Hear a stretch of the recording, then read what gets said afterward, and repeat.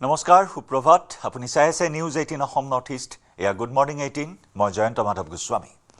নলবাৰীৰ বিহামপুৰত ছাত্ৰীক যৌন নিৰ্যাতনৰ ঘটনা শিক্ষকে ছাত্ৰীক যৌন নিৰ্যাতন চলোৱাৰ অভিযোগ শিক্ষক অৰবিন্দ দত্তৰ বিৰুদ্ধে অভিযোগ ছাত্ৰীৰ বেলচৰ আৰক্ষী আটক কৰে অভিযুক্ত শিক্ষকজনক ভুক্তভোগী ছাত্ৰীয়ে পিতৃ-মাতৃক অৱগত কৰে এই ঘটনা বিদ্যালয়ত ছাত্ৰীৰ শৰীৰত স্পৰ্শ কৰি নিৰ্যাতনৰ অভিযোগ প্ৰধান শিক্ষকেও ঘটনাটো গুৰুত্ব নিদিয়াৰ অভিযোগ উত্থাপন হৈছে এই ঘটনাক কেন্দ্ৰ কৰি তীব্ৰ চাঞ্চল্য বিৰাজ কৰিছে সমগ্ৰ বিহামপুৰ অঞ্চলত নলবাৰীৰ বিহামপুৰত সংঘটিত হৈছে ছাত্ৰী নিৰ্যাতনৰ ঘটনা যৌন নিৰ্যাতনৰ বলি হ'ল এগৰাকী ছাত্ৰী শিক্ষকৰ দ্বাৰা নিৰ্যাতিতা হ'ল এগৰাকী ছাত্ৰী এগৰাকী ভণ্ড শিক্ষকক ইতিমধ্যে আৰক্ষীয়ে আটক কৰিছে শিক্ষক অৰবিন্দ দত্তৰ বিৰুদ্ধে ছাত্ৰীগৰাকীৰ অভিযোগৰ পিছতে ৰাইজৰ মাজত তীব্ৰ প্ৰতিক্ৰিয়া বেলচৰ আৰক্ষীয়ে আটক কৰি অভিযুক্ত শিক্ষকজনক ভুক্তভোগী ছাত্ৰীগৰাকীয়ে পিতৃ-মাতৃক অৱগত কৰাৰ পিছতেই এই ঘটনা পোহৰলৈ আহিছে ছাত্ৰীগৰাকীৰ শৰীৰত স্পৰ্শ কৰি নিৰ্যাতন চলোৱাৰ অভিযোগ উত্থাপন হৈছে প্ৰধান শিক্ষকেও আনকি এই ঘটনাটো গাপ দিয়া বা গুৰুত্ব নিদিয়াৰ অভিযোগ উত্থাপন হৈছে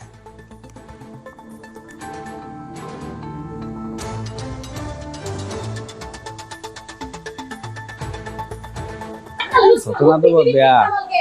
মোক কেৰেক্টাৰ লুচাই পেলাইছে এজন শিক্ষক আৰু যিকেইগৰাকী ছোৱালী অতি সৰু ছোৱালী সিহঁতো বোধহয় ডাঙৰ হোৱাই নাই চাগে ইমান তাৰমানে ভিতৰি সিহঁতে মোক খুব বেয়া পাই আছে সিহঁতক তাৰমানে ক্লাছ 8 সেইটো সম্ভৱ নহয় সেইটো সম্ভৱ নহয় মই এইবিলাক ক্ষেত্ৰত খুব চিৰিয়াছ সিহঁতক নিজৰ ষ্টুডেণ্ট বুলি মৰম আদৰ কৰি ইমানে তাৰ ভিতৰত যে ইমানখিনি যে সিহঁতে চব মানে হেৰি কৰিব মই ভবা নাই কি যে মানে এটা মানে কিবা মানে উপাৰ চক্ৰ পৰিছে মই এইটো কথা গম নাপাওঁ মই অৰবিন্দ মই এছিষ্টেণ্ট টিচাৰ ইয়াৰ অৰবিন্দ সেই অভিযোগটো মনে হয় যে ভিত্তিহীন তেওঁলোকে এটা মানে সম্পূৰ্ণ এটা মানে সেই ব্লেম দিয়াৰ কাৰণে চেষ্টা কৰিছে সেইটোৱে আৰু এই অভিযুক্ত শিক্ষকজনৰ ভাষ্য এই অভিযোগ তেওঁ প্ৰত্যাখ্যান কৰিছে যদিও শিক্ষকজনৰ বিৰুদ্ধে বিভিন্ন অভিযোগ উত্থাপন কৰিছে ভুক্তভোগী ছাত্ৰীগৰাকীয়ে পিতৃ-মাতৃক অৱগত কৰাৰ পিছত এই ঘটনা সন্মুখলৈ আহিছে ছাত্ৰীগৰাকীৰ শৰীৰত স্পৰ্শ কৰি নিৰ্যাতন চলোৱাৰ অভিযোগ উত্থাপন হৈছে কিন্তু এই সমগ্ৰ ঘটনা আনকি প্ৰধান শিক্ষকেও গাপ দিয়াৰ অভিযোগ উত্থাপন হৈছে বা এই গুৰুতৰ অভিযোগ এটা প্ৰধান শিক্ষকেও গুৰুত্ব নিদিয়াৰ কিছু অভিযোগ উত্থাপন কৰিছে ভুক্তভোগী ছাত্ৰী তথা পৰিয়ালটোৱে ইয়াৰ এটা উচিত তদন্তৰ দাবী উত্থাপন কৰিছে সচেতন ৰাইজে শিক্ষানগৰী নলবাৰীত সংঘটিত হোৱা এই ঘটনা য'ত নেকি ছাত্ৰ-ছাত্ৰী আৰু শিক্ষকৰ মাজৰ যি পবিত্ৰ সম্পৰ্ক সেই পবিত্ৰ সম্পৰ্কত কালিমা সনাৰ অভিযোগ এইগৰাকী শিক্ষকৰ বিৰুদ্ধে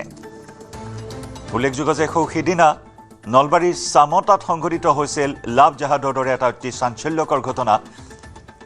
মাধুৰ্য বৰ্মন নামৰ এগৰাকী ছাত্ৰই প্ৰাণ হেৰুৱাবলগীয়া হৈছিল সেই ঘটনা আৰু তাৰ পিছতে এয়া শিক্ষকৰ দ্বাৰা ছাত্ৰী নিৰ্যাতিত হোৱা ঘটনাই পুনৰ চাঞ্চল্য সৃষ্টি কৰিছে নলবাৰীত আমাৰ নলবাৰীৰ পৰা সতীৰ্থ সাংবাদিক কৈলাশ ডেকাৰ সৈতে সংযুক্ত হৈছোঁ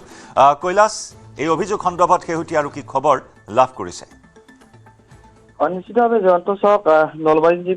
পশ্চিম নলবাৰী অঞ্চলৰ আচলতে যিখন শিক্ষানুষ্ঠান বিহামপুৰ ছোৱালী মধ্য উচ্চ ইংৰাজী বিদ্যালয়ত সংঘটিত হৈছিল এই ঘটনা আৰু প্ৰায় কেইবাগৰাকীও ছাত্ৰীয়ে অভিযোগ কৰা অনুসৰি দীৰ্ঘদিনৰ পৰা বিদ্যালয়খনত কৰ্মৰত এগৰাকী শিক্ষকে বিভিন্ন ছাত্ৰীক আচলতে স্কুলখনত অধ্যয়নৰত ছাত্ৰীসকলক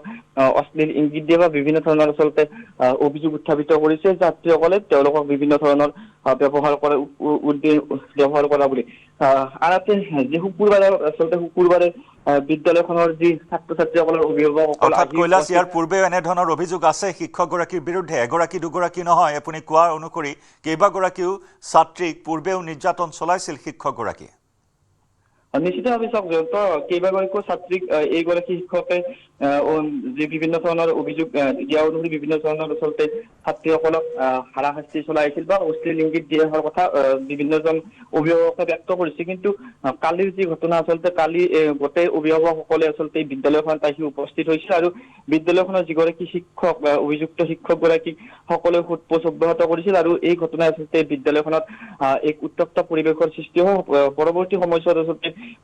অভিভাৱকসকলৰ উপস্থিতিত আচলতে উত্তপ্ত পৰিৱেশ সৃষ্টি হোৱাত বেলচৰ আৰক্ষী ঘটনাস্থলীত উপস্থিত হৈ যি অভিযুক্ত শিক্ষকগৰাকীক আটক কৰি লৈ যায়।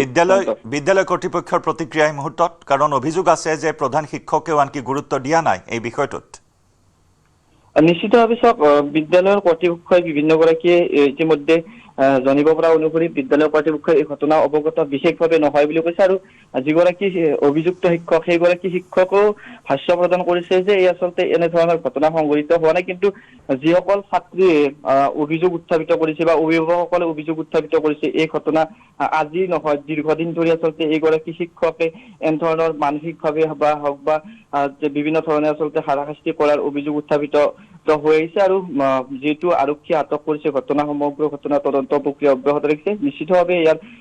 বিভিন্ন ধৰণৰ ব্যৱস্থা হ'ব বুলি জানিব পৰা গৈছে। কৈলাশ, ধন্যবাদ।